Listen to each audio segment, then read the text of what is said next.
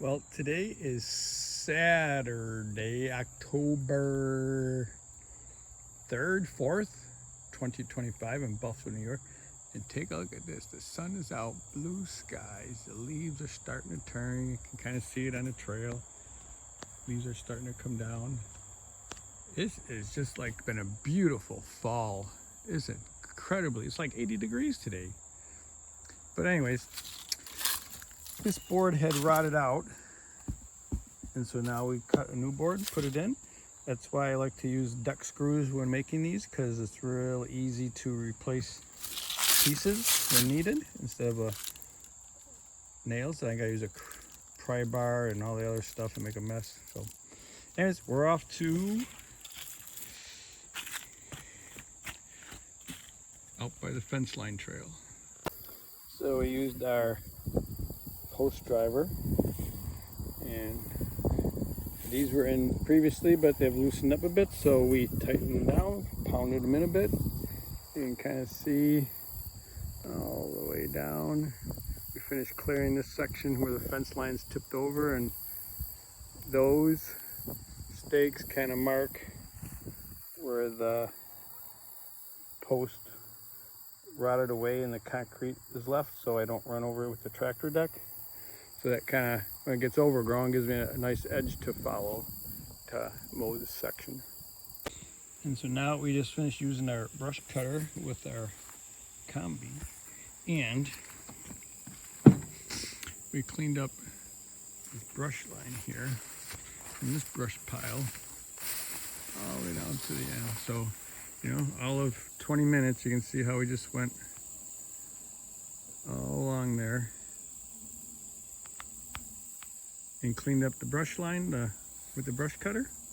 Yeah, so now we're gonna take the RX-73, uncouple it, and we're gonna drive down here and just clean all that up with the mower deck, and then come back, pick up our cart, and move on. So we're thinking that maybe we will use our sawmill for a little bit today, but two issues arise. One is, you can kind of see, I made these kind of like platforms inside because it's mud underneath. So I did that so I could use my modified rake, kind of like a squeegee, to just scrape all the sawdust and bits out. But I used crappy wood because I didn't know if it was going to work.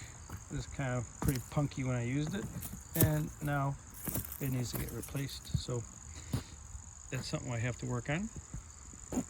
And my saw does not turn off when I use the switch. And take a look what we found in here. We found a wire disconnected there. So that's probably why. So I have to reconnect that and see if that returns function to my emergency switch and my on-off switch, as opposed to having to choke the engine to stop it. And what in God's creation are these things? They're just getting ginormous. Here's my hand. I don't want to touch it, but they've just been growing and growing for like the last week. It looks like there's goo all over the edge here. Yeah, I know. Alright, here we are, up underneath my saw. So, this was the wire. Oh, my finger right spot. This had come out, that screw was pretty loose. So we put it back in, tighten both screws. This is my emergency switch. This is my on-off switch. And I'm using my trusty screwdriver, the bigger one. So when I was coming back down the trail on the way home, I noticed this and I stopped. I didn't know what it was, so I left it here in case someone else dropped it. But upon further review of the play on the field, when I got home, my brush cutter was missing a piece and the stem pulled out. And I go, hey, I think that thing on the trail belongs to my brush cutter. So I walked back. It's a nice walk.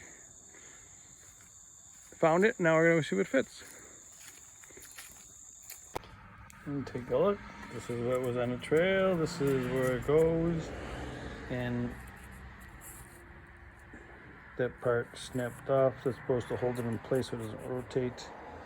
Similar to the one that's on the pole saw attachment. So maybe I will see if I can buy a replacement piece. Or just tape it in place, but that probably won't hold as well.